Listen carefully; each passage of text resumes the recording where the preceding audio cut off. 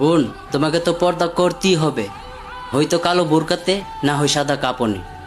তাহলে কি লাভ এত মডেল করে?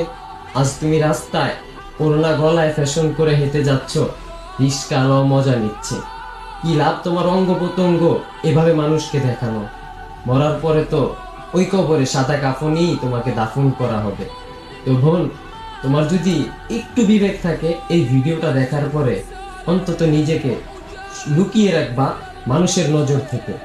তো ভাই ও বোন সবাই কি বলতেছি, এই ভিডিওটা একটু বেশি বেশি শেয়ার করেন। হয়তো বা আপনার একটা শেয়ারের কারণে আরেকটা বোন একটু সেভ হইতে পারবে।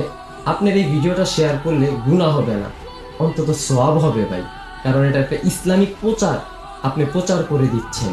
নবীজির আমলে দাওয়াত দিত মুখে, এখন অনলাইনের যুগ, তাই অনলাইনে মানুষ দাওয়াত দেয়। তো আপনাকে একটা